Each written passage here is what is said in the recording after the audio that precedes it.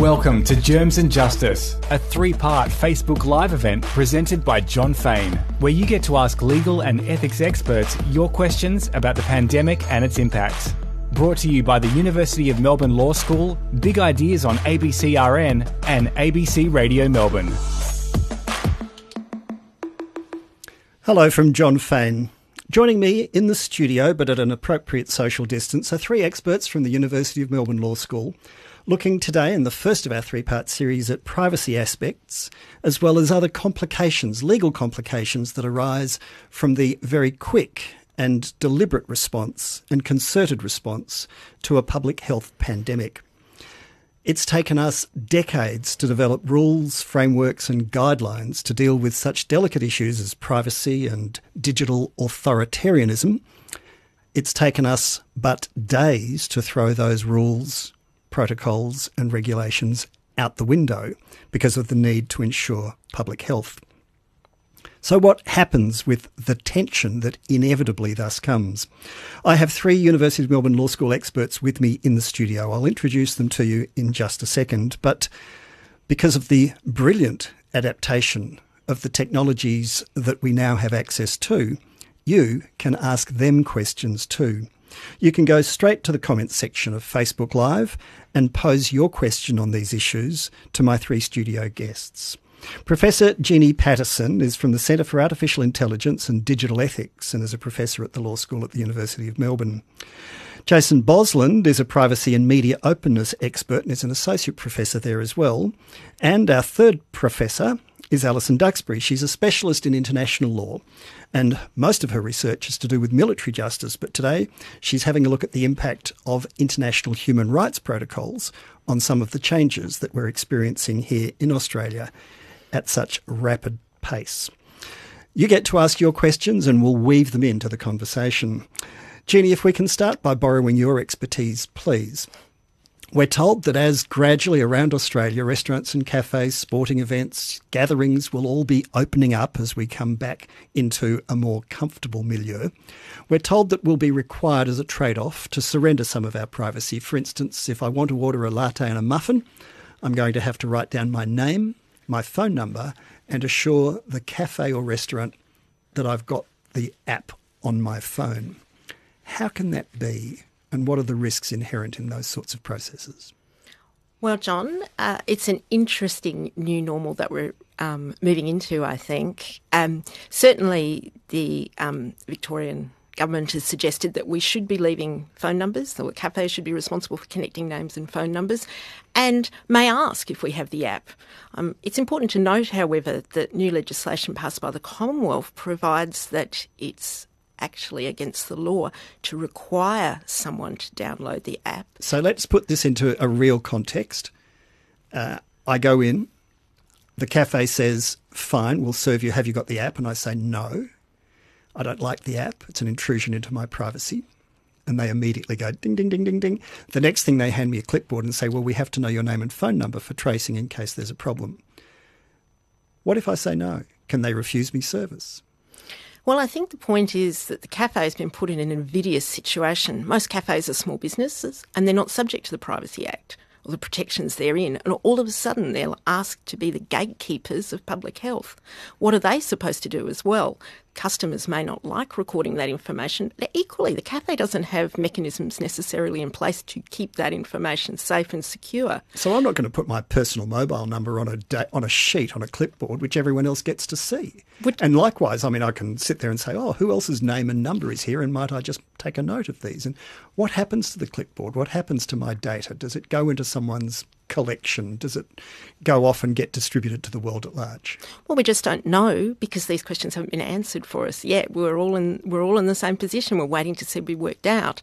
And what I think here is that in the rush to get us back to normal, get us back to work, get the economy working, there's been a series of measures that have been implemented quite quickly without working out the connections between those various measures. On the one hand, we've got legislation that says you can't force someone to download the app. We've got privacy protections that apply to government, large businesses. And on the other hand, we've got individuals and small businesses being asked to comply with a series of measures that they have no experience with and which may have quite profound circumstances for them. And I think it's really interesting because we're seeing shifting dimensions of power and responsibility in society as a result of this pandemic that we haven't started to unpack or understand. And I love bringing in the Constitution to these discussions because no one's read it, no one knows what's in it, people don't understand it. But how can a state government impose conditions on the delivery of a simple service like a latte and a muffin when privacy is a Commonwealth responsibility anyway? Because they're not technically in conflict. Because technically the Privacy Act only applies to certain businesses with only a threshold income. And in most cases, the requirements that are being introduced now are applying to a totally different type of cohort. So if a state government, Queensland's doing similar things, if Western Australia, whichever state government it is that wants to create these conditions, technically they're not in breach of any of the current constitutional or other provisions, but they're pushing the boundary a bit, aren't they? They're starting to intrude. And if I can reduce a 5-year law degree to one sentence, by what power? By what power can they make these conditions? Well, the states have emergency powers, which they've been exercising happily, and we've already seen that the states have been able to restrict movement between states and territories in pursuit of protecting us against the pandemic. So these conversations are still being worked out. Now, I'm not a constitutional law expert, so I'm going to pull myself back from the constitutional questions and actually just return us to the Privacy Act and civil liberties. What we're seeing is that because we're delighted to be coming out of lockdown into a new normal, there is a real risk, I think, that we forget to scrutinise, to be vigilant against what you might call creeping government surveillance on us as we move into areas which in the past have been private and personal relationship-based and are now becoming the subject of scrutiny from the government. I'll come back to you shortly. And if your questions relating to any of these issues inspire you to hit the keyboard, just go to the comments section on Facebook Live and send them in, and we'll deal with them all the way through this conversation. And if you want to keep up to date with our live streams, there's 3 in this series of Germs and Justice. Make sure you like the ABC Melbourne Facebook page, which is hosting, very generously I should say, hosting this 3-part series. Today we're talking about privacy and the COVIDSafe app. Next week, we'll be talking about workplace and industrial relations changes, which are undoubtedly coming soon. And then the third one, we'll be looking at how borders have been reintroduced between states. It should be absolutely fascinating. You can access all of these on the ABC Melbourne Facebook page. But today, your comments and questions, like the ones that Julia and Joan and Phil have sent in, which we'll work in just a moment, come straight to us from the comments section of Facebook Live. Jason Bosland, if we can turn to you, you're a privacy and media law specialist. Yes. These are issues that we've never grappled with, and suddenly they're right there in sharp focus. So how do we deal with this creeping digital authoritarianism? Well, John, I would, I suppose, challenge the fundamental premise, I think, of that question in the sense that I think we have faced these challenges before. The issue is that the general public hasn't necessarily been aware of it. And what I'm referring to here is really the fact that there is currently a program of mass surveillance of citizens embodied in the metadata retention regime. So we do have a history in this country, and a quite recent history, of governments adopting measures which perhaps don't sit particularly well with civil liberties. So we've got laws, Mm-hmm. we've got rules, Mm-hmm. we've got processes and procedures and safeguards, and they're suddenly in sharp focus, if not, in some instances it looks to me, and you're the experts, which is why we've called on you to explain this, but it looks like everyone's just gone, none of that matters anymore. Well, it's that classic situation where you're required to balance security interests against liberties, and in instances of emergency, I think citizens probably are willing to let go of and accept some forms of surveillance on them, whether it be just not just surveillance, it's also freedom of movement, freedom of expression, those types of things can be curtailed in times of emergency. And I think this is an example of that. I'm not particularly concerned, actually, about something like the COVIDSafe app in its current form. I think it probably balances those interests quite nicely. I have concerns that it might lead to, as Jeannie mentioned, mission creep. But I'm also concerned that we're already there. It's just that people don't know about it. And I think this is probably a really great opportunity, actually, to educate the public about what measures are actually in place to put them under surveillance that they don't know about. Maybe it's an ideal time to reflect upon those measures in light of what's going on. It's almost as if the pandemic is designed by the people who have always wanted to go down this path and have been looking for the perfect opportunity to say, there you are, look, technology is going to solve this. I mean, whether it's the Mark Zuckerbergs of this world or whether it's the spooks in the back offices that we never get to meet or see in Canberra, in our instance here in Australia, they would have, they think technology is the answer to everything. And suddenly that argument becomes even harder to counter. Yeah, I think that's right. I think governments are seeing technology as being sort of the solution to everything. You just get an app for whatever you want to try and deal with. The issue, I suppose, is that technology is both the problem and the solution in a lot of cases, in the sense that the technology is there to allow wide surveillance and these interferences in terms of civil liberties, and then what the government wants to do is harness those technologies, whether that be for things like national emergencies or whether it be for things like surveilling citizens in the ordinary course of policing. And so I think that tension between national security and civil liberties plays out in a host of different ways when it comes to technologies. Are you prepared to put down your name and personal mobile number and download the app in order to get a latte and a muffin? Yeah, I'll do that. Sure. No concerns whatsoever? Not for me personally. I'm probably more concerned about the fact that every time I walk into a place, a ping from my mobile phone is going to the tower, and that's being recorded by telecommunications companies that the government can access without a warrant. That's probably where my concerns lie. I'm not too concerned about putting my name and number down to get a muffin, but I can see how some people would be. It's Big Brother. Yeah, sure, it is. But I think that having to put your name and number down to get a muffin is really, I don't think it's a particularly severe intrusion upon civil liberties. I think what is more of an intrusion is what we don't know about, which is this program of mass surveillance, which is currently being undertaken. Jason, I'll come back to you. My third guest is Professor of International Law, Alison Duxbury. She's from the Asia Pacific Centre for Military Law, but has very generously agreed to extend her embrace of international law for the purposes of our discussion today. The first of Germs Justice is looking at, in particular, the app and the intrusion of some of what I'm calling digital authoritarianism in the middle of a pandemic. And Alison, other countries are grappling with exactly the same issues as we are. We're hardly alone, but it seems that the dictatorships in particular are the ones who are taking full advantage here. Give us some examples of what else is happening around the world.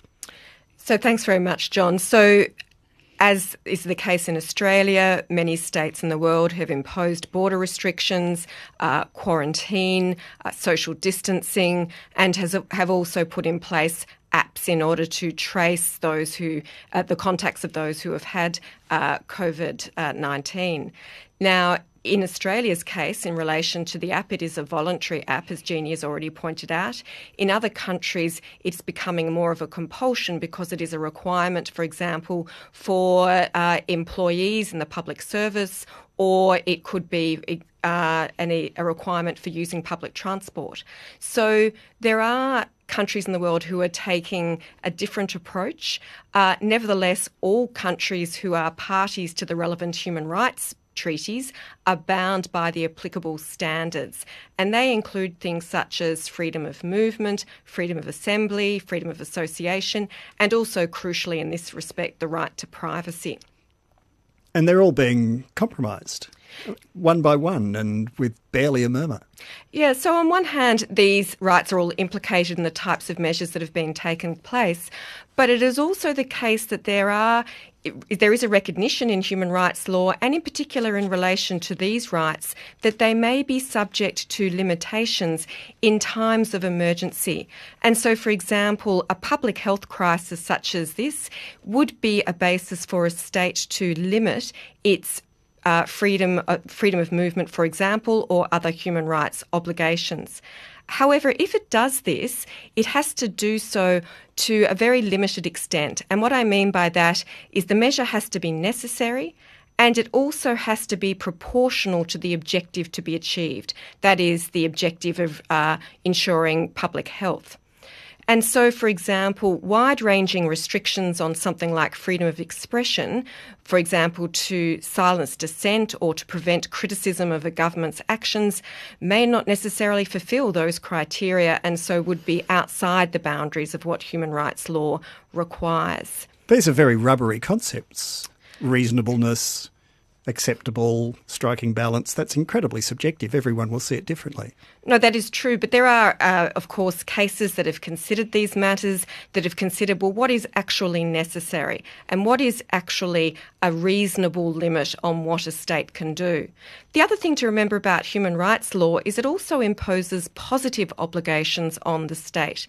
So, for example, there is a positive obligation in relation to the right to life, and there is also an obligation in relation to the right to the highest attainable standard of health. And so on the one hand, we can think of human rights law as imposing limits on what states do, but on the other hand, we can also think of human rights law as in actually enabling or having positive obligations on the state in order to take appropriate action. And of course, we all benefit from the types of actions that promote our health and also promote the right to life. Okay, to questions in just a moment, but just finally, Alison, with you, is it a bit of a luxury when we've got the death toll around the world mounting and, thankfully, Australia not experiencing what's been so incredibly prevalent in many other comparable societies and economies? Is it a luxury to start even talking about rights and privacy when people are dying? No, I don't think it's a luxury at all. In fact, I think it's incredibly important, not least because, as you've pointed out, that people are dying across the world and that there is an obligation on states in relation to the right to life, particularly those who find themselves in state facilities. So rather than being a luxury, I think that it is in fact an essential part of the conversation, also recognising something that Jason pointed out, and that is that there is a balancing act involved. And so human rights law itself recognises that. So if you think privacy is an indulgence at this time, well, you can pose your question on the comments section. And if you want to keep up to date with our live streams for Germs Justice, make sure you like the ABC Melbourne Facebook page. Very generously, they have provided us with the facilities. Big Ideas on Radio National will broadcast the audio, and the University of Melbourne Law School has provided us with the experts for Germs Justice.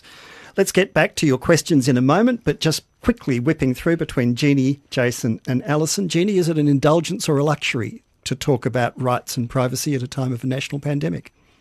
It's not an indulgence and it's not a luxury. It's part of the discussion that we ought to be having to maintain not just our civil liberties, but our identity of what it is to be people, I think. I think we seem to think sometimes privacy is just the right to be in your own home, but privacy is fundamental to a whole load of understandings about ourselves, our right to engage in political speech, our right to live free and autonomous lives.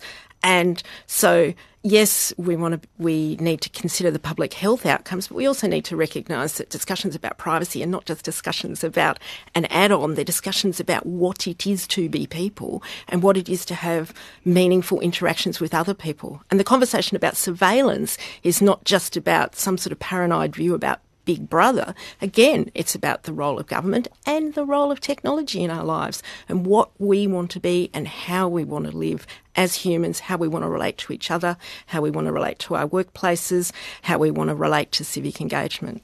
Where's the expiry date on the COVIDSafe app? Where's the sunset clause? I haven't heard anyone say we only need this for 2 months, 3 months, 4 months, 6 months, and then everything will be wiped. Well, if you go to the legislation, that actually information that you collect on your app is wiped every 21 days, and the information that's collected is locked down. Essentially, it can only be used for specified purposes of contact tracing. Now, of course, I've mentioned the possibility of surveillance creep, but there are legislative requirements in place there. But I just want to draw attention to the fact that in some ways we may want that information to be shared more widely. The question's not about whether it's shared, but who it's shared to. Most of us actually want scientists and epidemiologists to be able to understand more about this particular crisis so that we can deal with any crises that come up in the future. So I think the question is not do we get rid of it, but who gets control of it? And is that handed over to private companies, or is it kept within the hands of government? And if it's kept within the hands of government, who within government has access to it? And this is the same government where individual people in the Prime Minister's office at the very highest level thought it was a lark to distribute a copy of Malcolm Turnbull's book that had been electronically hacked and giving it to all their friends from the internal office of the Prime Minister. And yet they're the people on the other hand telling us we can absolutely trust the protocols that they themselves are putting in place to protect our privacy. I can't resist making that incredibly stark distinction. I think that's absolutely right, John, and I think that's why we need to have discussions like this so that we all gain a greater understanding of the responsibilities that come with the handling of data. But the tech companies haven't been much better. They're remarkably reluctant to limit their own reach, and it's hardly surprising they've built unimaginable fortunes off the back of it. Jason, why not let's just go the whole hog? We'll have the surveillance state, we'll have all the cameras turned on, let the spooks and everybody else access our data, and the promise, the trade-off is, but in so doing, we'll keep you safe. Well, I think that's obviously problematic in the sense that, you're putting trust in a government that has at times proven that it can't be trusted. And I think you touch on a theme, in Australian governance where the public is asked to trust quite a lot. I do a lot of work in the open court space, and there are suppression orders made all the time where the courts are asking the public to trust them. What we're doing either, in the courts that's not being reported in the media or behind closed doors is perfectly fine. Don't worry about it. Trust us. You see that again. I keep going back to the data retention regime. You see that with the data retention regime where there's no real oversight of that regime. But I think in terms of the privacy aspects of the current situation, my view is, and this is my view of the COVIDSafe app, as long as any measure is proportionate and it's effective, I think it's acceptable. And of course, there has to be time limits and there have to be safeguards, and those things are part of what would make the particular measure, in this case the COVIDSafe app, proportionate. I suppose the one reservation I would have about the COVIDSafe app is that its effectiveness hasn't been proven. So if we are to challenge it on any basis, I think in the current climate, I think it has to be whether or not it's effective. Well, it's been used so far to identify one person in one case. Exactly. And something like 5 million or 6 million Australians have downloaded it, although if they've got an Apple product phone, it doesn't work unless you've got it active on your screen all the time. Exactly right. And yes. It's been used once and identified one contact. Now, for all the money and all the hype and all the energy invested in it, surely that would have been better directed at something more effective. I think that's probably right. And the figures that I've seen is that it's 1 in 20 contacts could be picked up by the COVIDSafe app. Now, we're investing a lot of money. We're investing a lot of trust in government in relation to the dealing with the information. Is it proportionate on that front? And that would be the only basis really at the moment that I would raise concerns about the COVID app. All right, I'll come back to each of you. The questions are coming in thick and fast. Some are comments, and you're welcome to make a comment, but if you've got a specific question, even better. Professors Jeannie Patterson, Alison Duxbury and Associate Professor Jason Bosland, all from the University of Melbourne Law School, are with you now on Germs Justice, the first of a 3-part series looking at the illegal implications of the extraordinary times in which we live.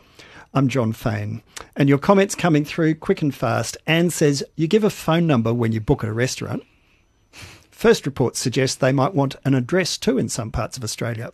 Anne says, Not happening. I'm not comfortable giving out the details at my local cafe at all.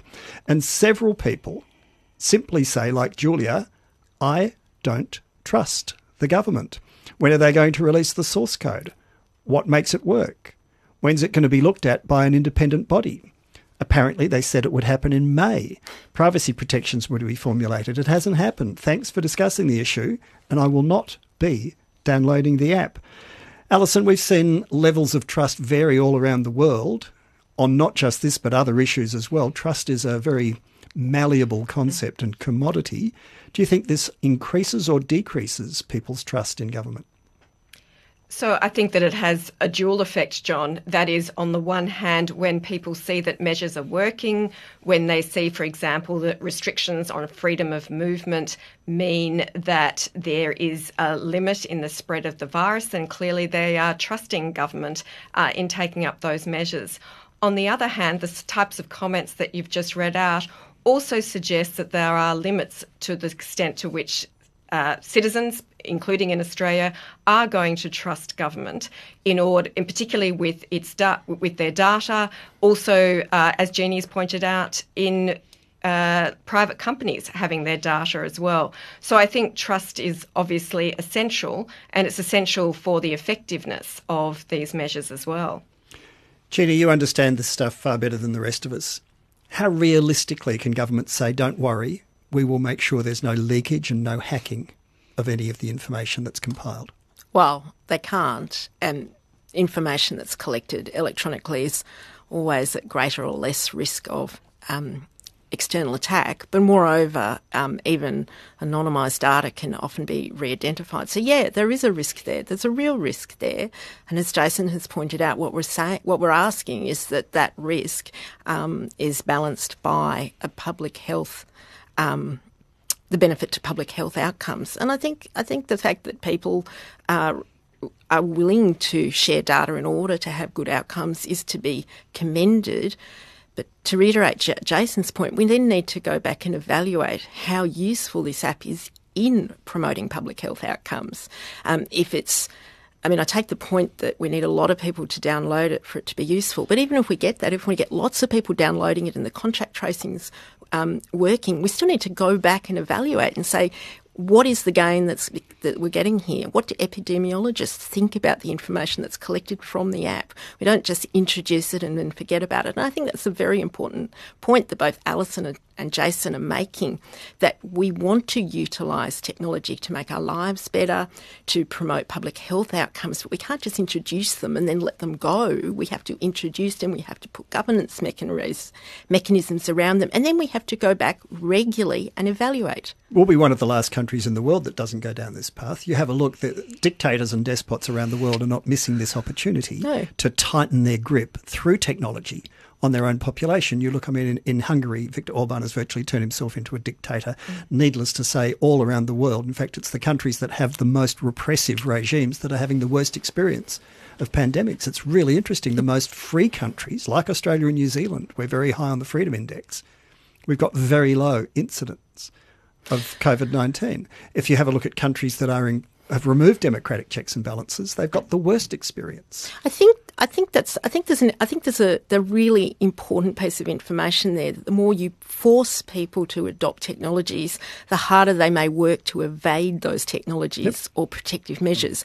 But Australia also has, to be fair, a geographical advantage in combating the virus. If you talk to epidemiologists, we just don't have a very big population. And we don't live as densely. And we don't live densely. And some of those countries, those very undemocratic countries, also have other factors that contribute to the spread of the disease. But don't undo my theory, please. Well, certainly forcing people, the more you force people to use technology, the more we'll attempt to evade it. And Diana asks exactly that question as I go through the three of you. Diana says, do you see this app being mandatory at any time? If we have a second wave or a third, or as some of the scientists are saying, it might be that we're going to have this forever, might the technology be said to be, along with the remote chance of a vaccine and the prospect of other methods scientifically of dealing with it, might technology be added to the basket? Oh, I think that's entirely possible. And one of the reasons, as I keep saying, we need to have these conversations. And I know Jason's point that he made earlier about, this sort of creeping surveillance is a real risk here. I guess what I'd also like to say, though, that it's not just the push of government to make us use this technology. It's also the fact that the role of technology in our life is being increasingly normalised. It shouldn't escape our attention that while the app in China is mandatory and you need to use it to get access to public places, in the US, who's developing the Contact app? It's Google and Apple together. Now, that's portrayed as Google and Apple acting for the good of the society, but there must be a trade-off there. I mean, for those companies and being seen to be promoting public health. What else is coming out of that? Well, they see an opportunity here, which is to make this, as you say, the new normal.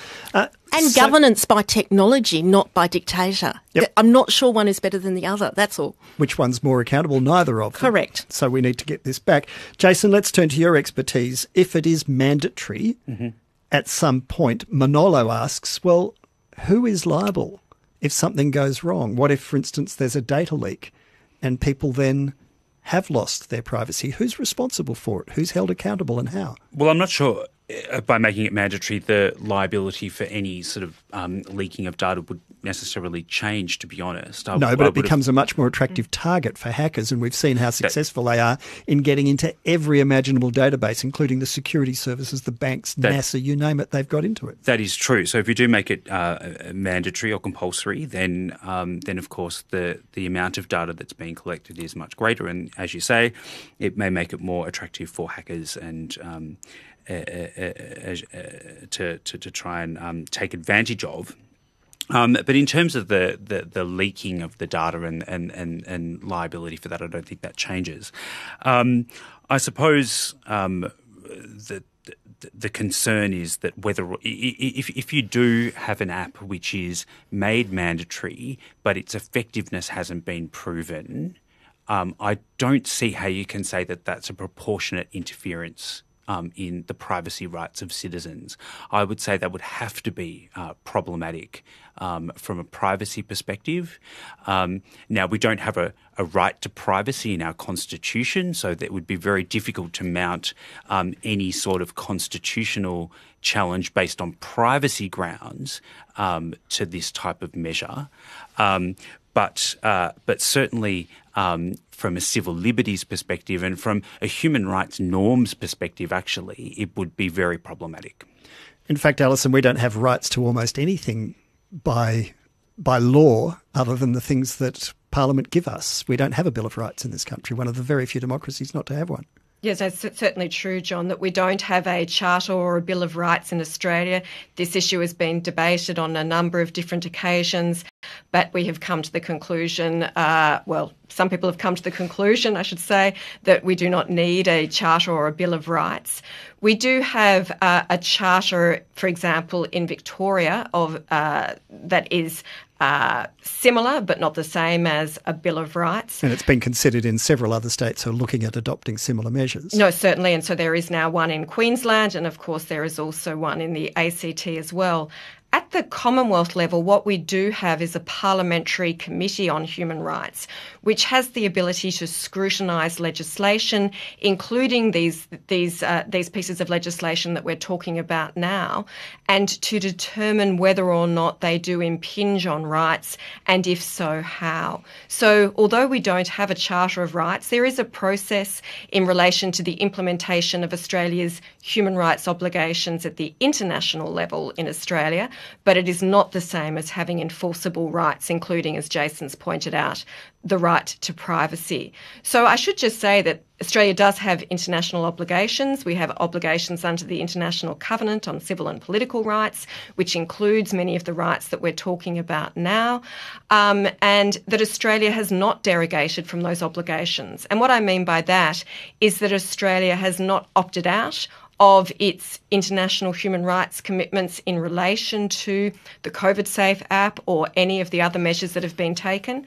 And that is the case with other Western democracies as well. So whereas some states have said, actually, we don't think we can comply with various human rights, we're going to opt out for a limited period of time in relation to these emergency measures. That is not the case with Australia, because we obviously have taken the view, or the government has taken the view, that the types of rights that have been interfered with, for example, freedom of movement, in relation to, for example, quarantine measures, for example, the right to privacy, that what we've done is actually within the terms of the international treaties, because it is for the reason of public health and it is a proportionate and a necessary response. But obviously, just to pick up on something else you've said, if this is to go on for a very long period of time, for example, that these surveillance measures continue, even though, and everyone is very hopeful that the pandemic will ease at some point, obviously, and that these measures won't be necessary. But if these measures were to continue, even if they were not necessary, then I would come back to Jason's point that a question would be raised as to whether or not we then have gone too far and have breached our human rights obligations. This is Germs Justice, a three-part series borrowing experts from the University of Melbourne Law School to look at some of the legal complications arising from the COVID-19 pandemic. I'm John Fain, and if you want to keep up to date with our live streams, it's a three-part series. Make sure you like the ABC Melbourne Facebook page, because they've generously given us the studio facilities. So it's the ABC Melbourne Facebook page you go to. My three professors in the studio, socially distanced, are Professor Jeannie Patterson, Professor Alison Duxbury and Associate Professor Jason Bosland. So many questions coming through. Jennifer writes, this is about values and priorities. Governments have to choose if liberty is more important than public safety. That's a moral judgment. You can't get a perfect balance in regulations. Her concern, writes Jennifer, is that we're not going to know whether it works. What are the impacts on the states of their new laws on public health? How do we measure that? And is it a good measure? And Jennifer, I think we've pretty much covered our panel's views on that, but I'm looking forward to more of your comments as well. Mark is deeply suspicious and says the Privacy Amendment, Public Health Contact Information Act of 2020, which creates the legal framework for COVIDSafe, appears to have no exemption for any of the infrastructure or framework being utilised by, for instance, the intelligence community. So under the Telecommunications and Other Legislation Amendment in 2018, warrants and the like can be issued willy-nilly, and there seems to be, according to Mark, no clear delineation between the two pieces of legislation. So might this area be a fertile ground for the mission creep, Jeannie, that you were talking about before? Let me pose you a situation. We have last time experienced some extreme anxiety in the community about terrorism, all replaced now by the pandemic. Put the two together. If there's an act or a threat of an act of terrorism during the pandemic, it would be irresistible for the security services to borrow and access, surely, the information from COVIDSafe if they think it helps them keep the community safe or track down a perpetrator after an event. Certainly there's a risk of the government repurposing the data that's collected from COVIDSafe. But I will make the comment that the COVIDSafe data is who people have been in contact with, not where they've been. So you'd need other information actually to geographically Which locate. They have information. They have access to that already, and they can marry and knit this all together. Yeah. We've seen it on Spooks and TV shows like that where they can bring up a screen. I don't know how realistic any of that is. And now we know where everybody is. Yeah, certainly. It's really hard to anonymise data. All you need is a little bit of extra information, and we can pinpoint what a data point, what a piece of data, who it relates to. We can re-identify it. That's certainly the case, and it just reaffirms Jason's point about the need to keep an eye on this type of legislation that's gradually being rolled out in response to particular threats. I am going to make the point, though, that this is not the last pandemic we're going to have. We do want to learn as much as we can about this pandemic so that we can do it better next time. And I think one of the discussions that we need to keep having is how we gather information that's useful to epidemiologists and scientists and doctors so that they can figure out ways to respond better while also keeping us relatively safe from encroaching state and private sector surveillance. Now, that's a really, really difficult conversation to have, but it's an important one that we have in public with the full light of sunlight upon it, as opposed to brushed aside. Or I think what was happening at the moment is we're just being distracted, in fact. We're being distracted from these big conversations by, little conversations about, well, we can get you back to work, we can get you back to school and the like. Jason, are you sharing the concerns of our questioner about the temptation for the security services to just, stretch their ambit, stretch their influence and say, well, this is an irresistible piece of information that we'll grab? Look, going back to your example, I think I have no doubt that if we faced a terrorism threat and that data that's been collected by the COVID app would provide sort of information about who a particular person has been in contact with, I have no doubt that the government would attempt to access that information. I'm not quite sure on the interaction between the COVIDSafe legislation itself and the legislation that the question refers to, which is the Assistance and Access Act. What I would say, though, is that I do have a concern about the latter act that I just referred to, because it really what we've seen over the past 5 or 6 years is really a series of pieces of legislation that have come through which have sought to harness technology for law enforcement purposes. The very first one was the metadata regime. The second one, which the question refers to, was the assistance and access regime. Now, under that regime, technology providers can be required to produce decryption technologies to allow access to otherwise encrypted data for law enforcement purposes. And my concern is that those orders that are made to require that are done so without a warrant. So the question said that they were done with a warrant. That's absolutely not the case. They are done without a warrant. And there's currently a bill before... Sorry, can I clarify this? Yes. You can raid the ABC newsroom. You can raid a journalist in Canberra with a warrant signed by a registrar in a remote rural courtroom. Yes, you can.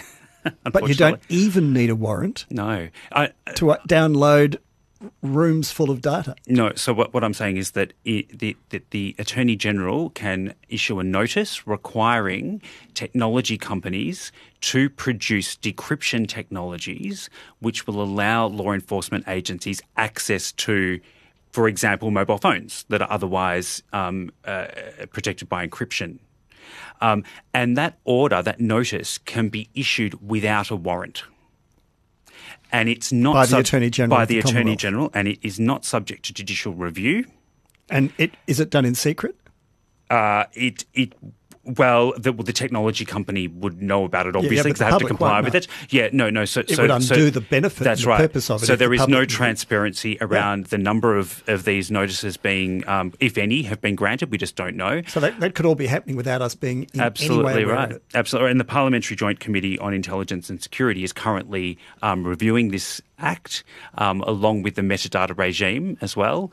And both regimes don't require a warrant. So, for example, my mobile phone metadata that's being produced at the moment, my mobile phone's just here, that is being stored by the telecommunications companies, and that information can be accessed by law enforcement agencies in Australia without a warrant, which to me is extraordinary. This is deeply troubling. You've got someone in prison in Canberra after a secret trial on a crime we're not allowed to know the nature of, and a trial that was conducted without anyone knowing about it. Exactly in right. a prison where no one knew that they were being detained.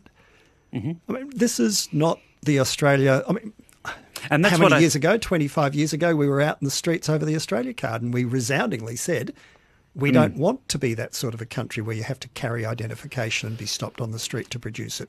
Effectively, though, through the use of technology, we've ended up with it anyway. We have, and this is what is remarkable about this point in time right now is that we have this COVIDSafe app, which is receiving extraordinary publicity in privacy terms. Yet we also have a metadata regime and an assistance and access regime, which isn't receiving any public attention and received very minimal public attention at the time that both of those pieces of legislation were passed. And I just find that extraordinary. So when you're looking at the degree of, when you're looking at the privacy concerns of these various things, COVIDSafe app actually, for me, features as a very sort of minor intrusion upon privacy, to be honest.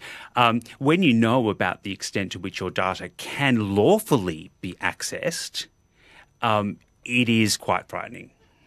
Jeannie, we've ended up then with a digital Australia card. Whether we wanted it or not, effectively, it seems to be where we're inevitably heading. I'm not sure about that. Oh, you can actually say you think I'm wrong. That's all right. Okay, I think you're wrong. I don't think we're ending up with the digital Australia card. I actually attended the Australia card protests when I was at university, so I remember those well. I don't think we're ending up with a digital Australia card just yet, but I think slippery slope. I'm actually worried about something I think is actually more profound. I think we're at risk of ending up in a world where every interaction is mediated by technology. And that doesn't provide us... We're doing it now. The great irony of this conversation taking place on Facebook Live can't possibly pass without comment. Actually, well, this is true, but at least you and I are sitting opposite each other and are gaining a whole lot of information from raised eyebrows and drawing of breath as certain questions are asked and comments made. So we're still having a personal interaction.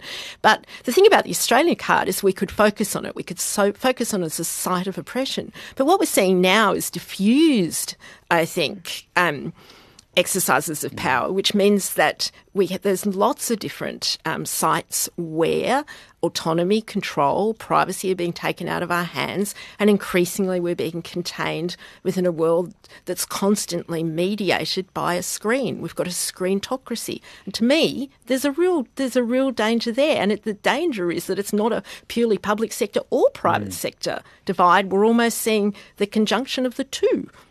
You can ask your questions. We've got enough time for some more in the comments section on Facebook Live. And if you want to keep up to date with our live streams, make sure you go to the ABC Melbourne Facebook page because they've very generously given us access to the studio facilities.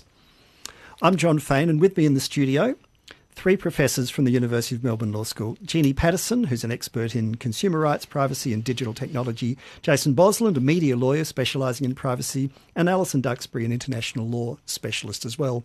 Joan and Phil write, are mobile phones with the app at risk of being inadvertently scammed via Bluetooth? If you have scammer devices, you can buy them online easily.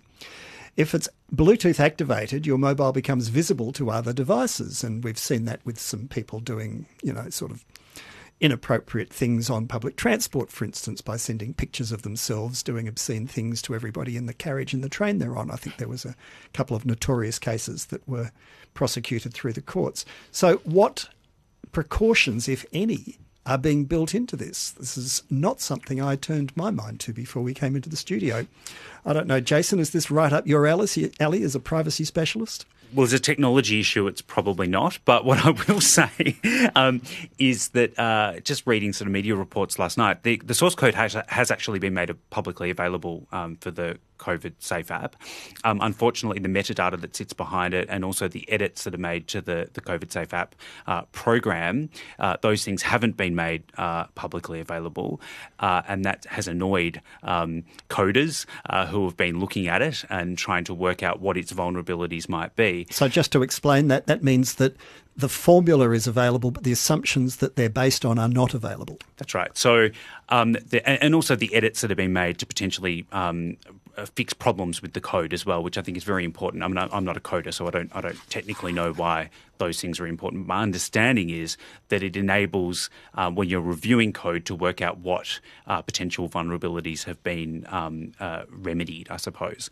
Now, the media reports suggest that the coders who have looked at the source code of the COVIDSafe app, have identified that there are vulnerabilities. Now, whether or not those vulnerabilities are around the use use of Bluetooth technologies and how they interact both with the COVIDSafe app and also with other phone users, or someone who has a scanner, for example, that might want to steal data via that Bluetooth technology. I don't know. What I do know is that there have been some vulnerabilities identified with it. Now, that is, of course, of a concern. And it also goes to the proportionality issue as well that we keep going back to. Any measure that is adopted, particularly if it's mandatory, must be both proportionate and effective. Now, if there are vulnerabilities there that aren't being identified, then that's problematic, I think. Alison, you mentioned before that several states now have state-based charters or bills of human rights and others are developing them. How does that then work when you have an overwhelming Commonwealth decision that's been taken? Can the states derogate or opt out? Can they say, well, hang on, that might be the Commonwealth's wish, but that clashes with our state charter and we don't want to go that way? Or is it the other way around, like we saw with the Commonwealth overriding state laws, for instance, with the Northern Territory voluntary assisted dying laws years ago? Does the Commonwealth overwhelm the state charters when there's a clash? It's not necessarily a case of overwhelming. It's the case that they work in different spheres of operation. So I can take the Victorian Charter of Human Rights and Responsibilities as an example here. So that charter applies to actions of state public authorities. And so that would include, for example, government departments and statutory authorities in Victoria and covers their actions. So it doesn't cover necessarily Commonwealth government actions. So I wouldn't see it necessarily as an example of overwhelming, but rather an example of them working in different spheres of operation.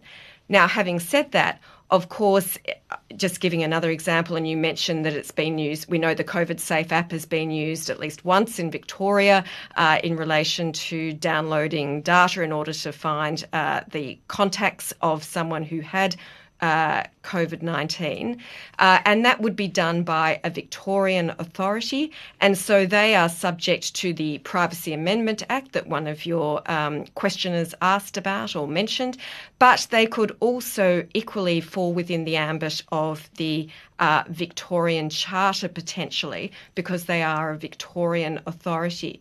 Now, having said that, many of your listeners might be aware of the fact that a piece of legislation was passed in Victoria quite recently, which dealt with a range of different Victorian actions that have been taken. So, for example, in relation to jury trial, in relation to limiting visits in prisons, etc. And a statement of compatibility was lodged in relation to that, where the minister went through the different actions that were being taken and said whether or not the Victorian Charter's rights, for example, privacy, movement, assembly, etc., have been implicated. I love that statement of compatibility. I'm Yes. not sure whether that or screentocracy is the word of the moment for the conversation on Germs and Justice so far, but I love that idea. And we have seen people saying, well, hang on, my human right, in particular people in prison, and lawyers were going to court in lots of jurisdictions saying it's not safe for my client to stay in custody because that's the ideal place to get sick. And therefore, urgent applications for bail or pre-release or whatever else have been lodged in several instances in jurisdictions. How can you use, Alison, how can you use a state law when it's a Commonwealth framework? They're not supposed to be, well, they're not supposed to clash, but they also haven't been integrated in any way at all.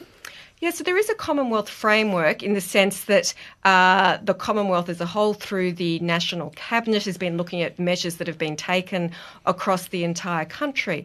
But as well as that, there are state laws. So many of the laws that we see in place, for example, the ones relating to prisons, as you've mentioned, are actually state laws. And so in those states where there are charters, or those two states, I should say, and one territory where there are charters of human rights, then the state's authorities must act in accordance with those charters. But perhaps more fundamentally, when the legislation is passed, the ministers in those states that are responsible for the various areas that are being covered have to say in Parliament the way in which the measures that are being passed have actually affected rights. So, for example, freedom of movement, etc. So it is true that there is a Commonwealth-wide response, but there is also, as we've very well seen, individual state responses as well. Would it be fair to say then, Alison, that we're like the scientists, the epidemiologists, we're just making it up as we go? This is uncharted territory, and inevitably we're not going to get it right the first time. I think it is true that it is uncharted territory. And I think that, as Jeannie has pointed out, this probably will not be the last pandemic, and we need to be prepared for the next. And so... Not just scientifically, medically... But legally, yeah, absolutely. We need to think about this in terms of what are the necessary laws, what human rights laws are relevant. And here I come back to my earlier point that, of course, there are positive obligations on the state that we should all be ensuring that the state actually promotes, and as well as that, there are also obligations on the states not to act in certain ways. So, Jason, what do you want us to do better next time round if we don't want it? We hope it isn't. But if, as everyone says, it's likely, what do we do better next time round?